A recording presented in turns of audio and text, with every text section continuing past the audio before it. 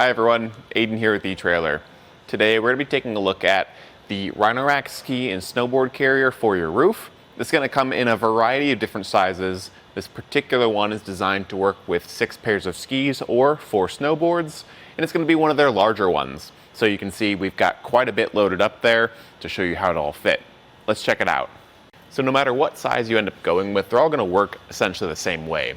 These rooftop ski and snowboard carriers have these buttons and spring-loaded arms that will open up whenever you hit them, allowing you to get your stuff in or out of those jaws.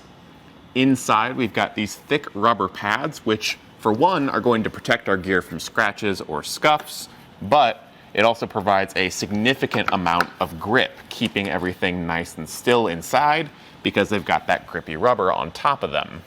The buttons to open them could be a bit larger, but they're at least not recessed, so you can hit them pretty easily with the palm of your hand. So if you've got large gloves or mittens on, it's going to be easy to do.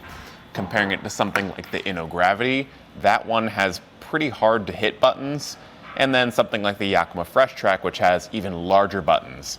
I would always opt for the larger and easier to hit buttons myself, but this is a nice middle ground where you can do it with the palm of your hand very easily. Whenever you close those jaws, they do have a lock on the outside, so all of your stuff inside is secured and locked up safely, so you don't have to worry about people messing with it when you're not around. And although your stuff is locked up inside the jaws, they still are exposed to the elements. That is a downside for some people. A lot of people like to use rooftop boxes to transport their skis or snowboards, and that's totally understandable because they lock up, they're enclosed, and you can put some other stuff in there too. But there are some downsides to rooftop boxes in the sense that they're a lot bulkier and harder to store whenever they're not on the roof. They're going to add a lot more height to the roof, and they're generally a lot more expensive. So this is a much more cost-effective way at the price of your stuff being a little bit more exposed to the elements.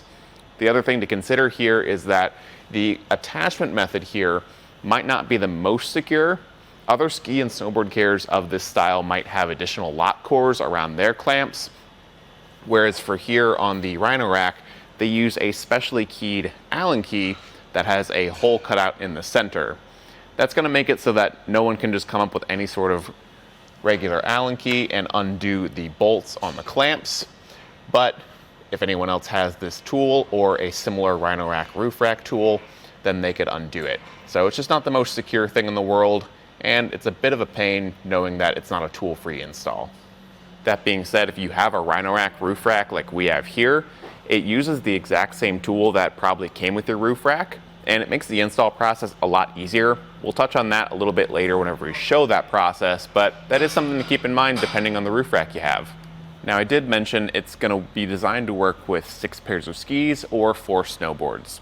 That's going to vary a lot depending on your own gear and how large it is. So some more useful measurements is probably going to be the interior dimension of the jaws from one side to the other, that length of the rubber pad that's actually usable to hold stuff.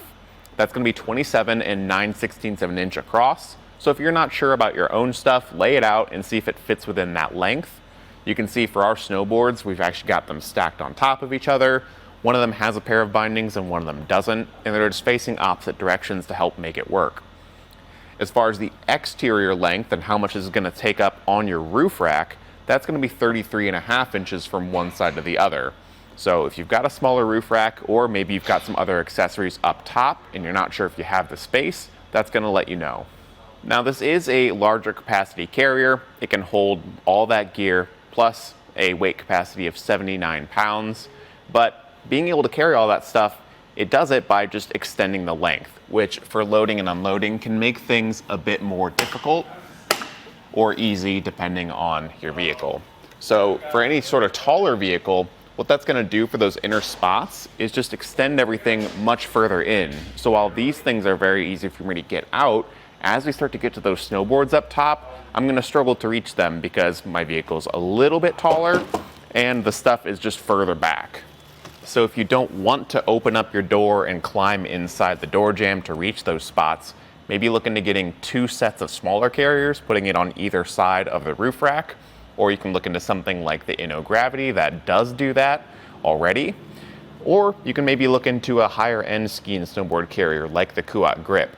Those ones get larger and larger, but they've got these sliding trays that will extend out from the side of your vehicle, bringing all your gear to you. Again, that is a more premium feature, but if it's something you're interested in on a taller vehicle, I think it's a really nice add. Some other measurements to keep in mind are going to be the center of those rubber pads to the top of your crossbar. That's going to be 3 5/8 of an inch. What you can do is go to your own vehicle, measure from the roof to the top of the crossbar, and add 3 5/8 to that. That's going to give you your clearance for your bindings. So if you want to place your bindings face down like we had our snowboard, that'll let you know if it's going to touch your roof or not. That's going to be different for every vehicle, so just make sure you take that measurement into consideration. For the crossbars, this works with if you choose to do the clamp around method. It'll work with crossbars 3 3/4 of an inch wide up to 7/8 of an inch thick. Now, that'll work with most aero bars, square bars, round bars, and factory crossbars. If you've got the Rhino-Rack HD bars, there is a separate adapter sold separately, so you will need to use that to make that work in that scenario. But for most other bars, it's going to work right out of the box. Or you can choose to mount it in a T-track. It also comes with the hardware for that, so if you want to do it that way, you can. And like we mentioned before, compared to a roof box, this is much more low profile, only sticking up 5.5 inches from the top of your crossbar. Now that'll change depending on what you're adding inside of here, but just going around empty, it does take up a lot less room. In the off season, you can use this to carry fishing rods too. Those rubber pads are going to do a good job at providing grip and protection for the fishing rods. So if you want to use it there, you can do that as well.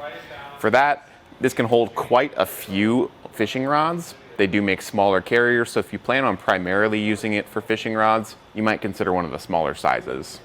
As far as the installation goes, it's not tool-free, but it is pretty straightforward. It comes out of the box ready to go for the clamp around method with these pre-installed. So if you want to clamp it around your crossbars, you can just continue on with that. If you want to mount it in your T-track, it does include the hardware for it with those T-bolts down there. So the only thing you have to do for that is open up the jaw, use the included tool to get that bolt undone. And again, I'm using the Rhino-Rack roof rack tool because it just gives you a lot more length. The tool that comes in your kit will work just fine. So just take that piece off and you can get the clamp part off and reinsert that T-bolt from the bottom, making sure that your flat washer and your split washer up top pass through, and then re-secure it loosely with the stud back on top, slide it in your T-track, and tighten it down in the T-track. This can be a little tricky to do because the finger space is limited, but that's how you'd get it set up. You can see with that loosely in place, we've got enough room underneath for that T-bolt to slide in our T-track and eventually tighten down. But we're going to be using the clamp method, so we'll get that clamp reinstalled. For the clamp round method, you can just set the carrier on top of your crossbar, and depending on the crossbar you have, it should balance itself fairly well. Grab the other half of your clamp for the underside of the crossbar, plus 2 of the included screws with a flat washer attached. Those will just drop down through the top of the carrier, and then the bottom part of the clamp that has the nuts already installed, we'll just get threaded into. Hand tight it first, and you come back through with the included tool to tighten them down. And again, that roof rack tool that I'm using is a lot nicer because it gives you more room to hold on to, but it extends above the carrier, so it's easy to go back and forth and get it tightened down.